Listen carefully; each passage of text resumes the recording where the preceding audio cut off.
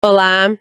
Para o nosso Deep Dive de hoje, a gente mergulha num roteiro de narração que explora a figura de Iemanjá.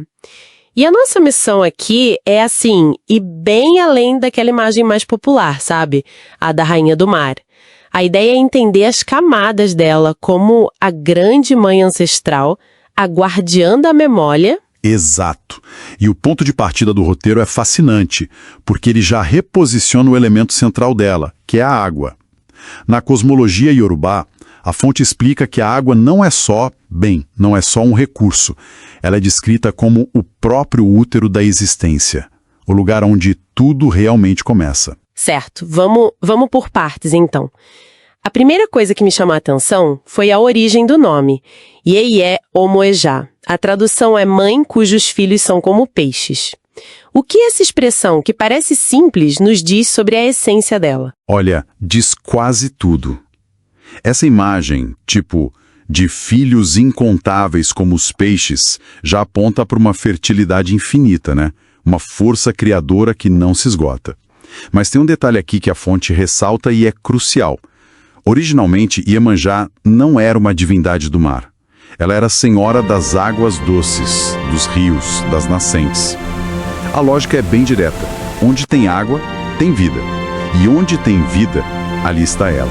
Espera um pouco, isso é uma virada fundamental, porque até agora a gente falava de rios, de água física, mas a fonte diz que ela também rege águas invisíveis, memória, emoção, ancestralidade. Isso é uma camada muito mais abstrata. Como isso é explorado? É o ponto central. É aí que a coisa fica profunda. O roteiro nos leva para os Idãs, que são as narrativas sagradas. E eles mostram que o poder de Iemanjá nasce justamente dessa sua imensa capacidade emocional. Um desses Idãs conta que, diante de uma dor muito profunda, uma desilusão, as lágrimas dela foram tantas que transbordaram e formaram rios. E esses rios correram sem parar até encontrarem o oceano. Nossa, que imagem! A ideia de transformar uma dor pessoal, algo tão íntimo, em algo na escala de um oceano é de uma força poética incrível. Quer dizer, o sentimento dela literalmente cria uma nova geografia. Exatamente. É aí que o simbolismo se aprofunda. O rio que representa a dor que corre encontra a imensidão do mar e se transforma. A dor se converte em grandeza. É assim que ela se torna a senhora do oceano. A fonte interpreta isso como um ensinamento, sabe?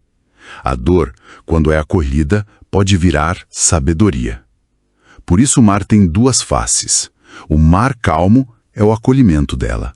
O mar revolto é a sua justiça, quando precisa ser. E a fonte leva essa ideia do oceano para um lugar ainda mais profundo, né? Fazendo a conexão com a história da diáspora africana. Sim, e essa é talvez a conexão mais poderosa para nós aqui no Brasil. Quando os povos africanos foram trazidos à força, Iemanjá simbolicamente atravessou o Atlântico com eles. Aquele oceano, que era um lugar de separação, de dor, de perda, ele foi ressignificado. Virou o guardião da memória ancestral. Uma ponte espiritual que conectava quem chegou aqui à sua origem. O mar virou o elo. Isso muda tudo. Então, com esse simbolismo todo, o que significa cultuar Iemanjá hoje? É muito mais do que só jogar flores na água no dia 2 de fevereiro, imagino. Sem dúvida. O roteiro conclui que cultuá-la é, no fundo, um ato de reconhecer de onde a gente vem. É honrar a memória dos que vieram antes e entender que toda forma de vida, inclusive a nossa, nasce da água e, no fim, retorna a ela. É um reconhecimento do grande ciclo, entende? Então, o que fica para mim deste mergulho é que Iemanjá é muito mais sobre a memória que flui como um rio, sobre a capacidade de transformar o que dói em força, do que só aquela imagem estática de uma rainha no trono de ondas. É movimento. Exato. É processo, é profundidade. E isso nos deixa com uma provocação para pensar, né?